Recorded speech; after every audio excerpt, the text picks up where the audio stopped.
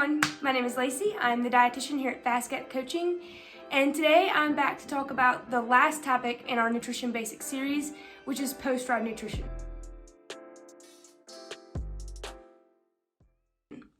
Now, not only is nailing your post-ride nutrition important for reaping the gains out of the current training session that you just finished, but it also is going to set you up for success to nail your next training session as well. I like to keep things pretty basic, so when I talk to athletes about and discuss what the focus of their post-ride nutrition should be, I like to refer to the 3 R's, and that stands for Rehydrate, Replenish, and Repair. So when we're talking about rehydrating, that's replacing all of the fluid and electrolytes that you lost in sweat during exercise. Replenish refers to eating carbohydrates to refill your glycogen stores that you burned off during exercise. And repair refers to eating high quality proteins that are going to help to repair muscle and to help build muscle so that you're stronger for your next workout. So first, let's cover rehydrating. When significant sweating occurs during exercise, it's important for athletes to consume 100% at least, and ideally 150% of the fluids that they lost. Now, this is important because without adequate fluid intake, blood flow is going to be decreased and digestion is going to be impaired, both of which is going to slow the rate at which nutrients are delivered to your muscles, and as a result, is going to delay recovery. Now, if you're doing a shorter ride or you know it's not going to be super hot outside, you can simply rehydrate according to thirst and by not restricting your sodium intake throughout the day. Now, if you know that it's going to be hot outside or that you know you sweat a lot just in general, it's ideal to weigh yourself both before and after training and to, again, consume 100 to 150% of those fluids that you lost. So we'll do an example right here. I'm going to use the imperial system. There's notes on here for metric though as well. So 1 pound is equivalent to 16 ounces. So if an athlete loses, say, 2.5 pounds during their training session, that's going to equate to 40 ounces. Now, 100 to 150% of that loss is going to be 40 to 60 ounces. So they should aim to consume 40 to 60 ounces of fluids throughout the rest of the day. They could even consume a little bit above that to meet just their daily needs. Now, when it comes to replacing sodium, that's also very important because sodium helps with fluid absorption, fluid retention. It helps stimulate thirst, and just in general, it is very important for athletes. So athletes should aim to have around 300 to 700 milligrams of sodium with each of those 16 ounces of water. I know it's kind of confusing, but just think about, like, for example, GU has like hydration tabs. You could throw one of those in to a 16-ounce water bottle, and that's going to help you to meet your needs. Though, if you consume salty foods, you really don't have to worry about adding salt to your water. So, for example, we like to recommend our burrito bowl a lot of times as a post-workout meal, and that uses salsa. And in this nutrition label right here, you can see that just 2 tablespoons of salsa is around 250 milligrams of sodium. So if you add a little bit of salt to your food on top of that, you're going to be just fine. Real quick before we move on, I do want to make a note about female athletes, and that's because during the luteal phase of their cycle, the high hormones are going to cause a decrease in plasma volume and a decrease in their thirst mechanisms. So if you're a female athlete, I really encourage you to bump up your fluid intake on the bike and off the bike during this phase of your cycle, and to track your fluid intake throughout the day to make sure that you're getting enough. Now, next we're going to move on to repairing with protein. This is super important for helping to build new muscle and to repair the muscles that you damaged during exercise.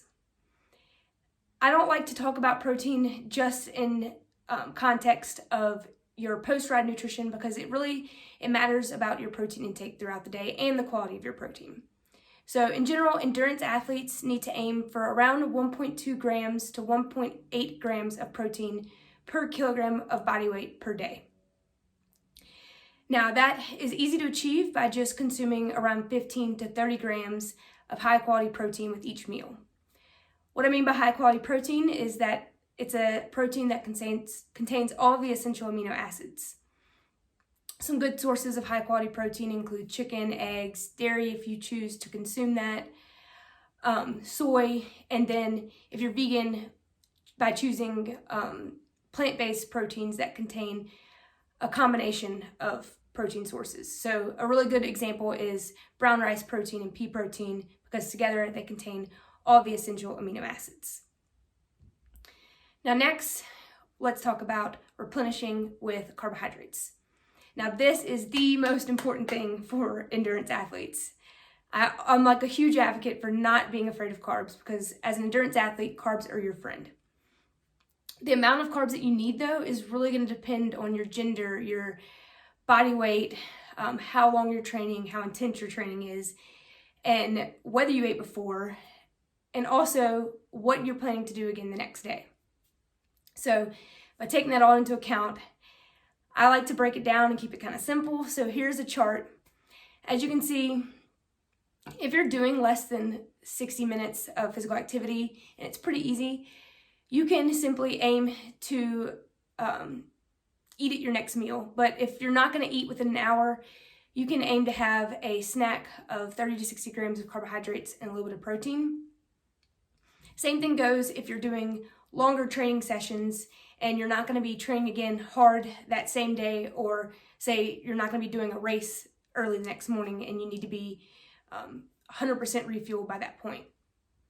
So again, like I said before, if you're not eating within an hour, aim to have a snack of 30 to 60 grams of protein.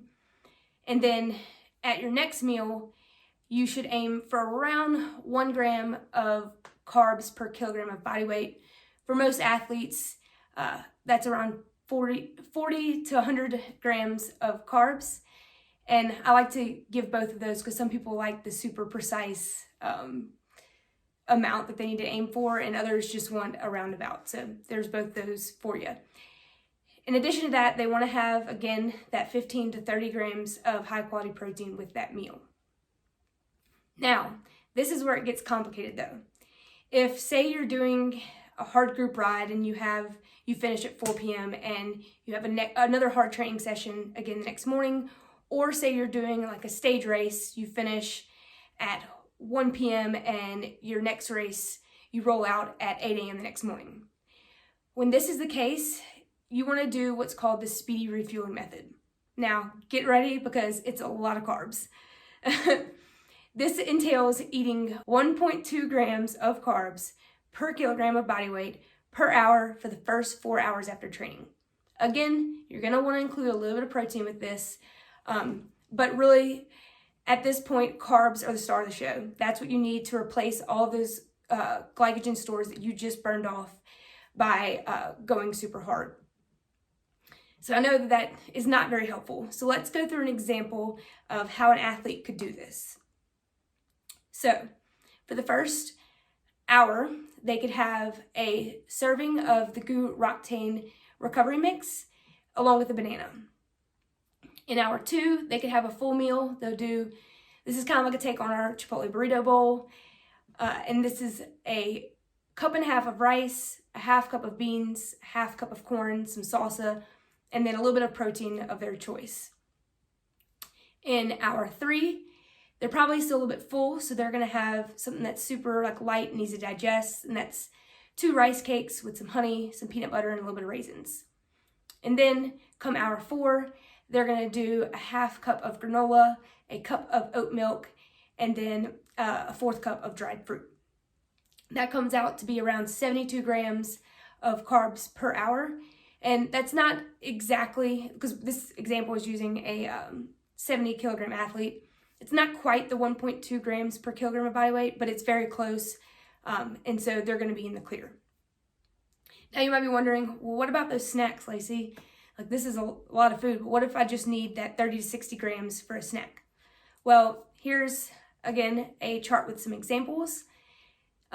You could do as simple as a apple with some peanut butter and a egg.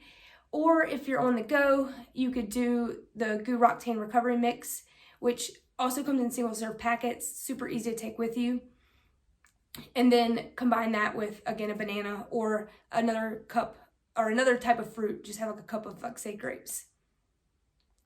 So I know that was all a whole lot, and honestly, there is so much more on this topic that I could cover, and just in general, nutrition needs for athletes over the course of the day. So I do have a PDF that's linked below.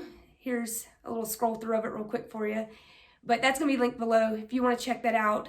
It's super helpful and I highly recommend it. And if you have any questions about post-workout nutrition that I did not cover, please feel free to drop them in the comments below, and I'm more than happy to answer them.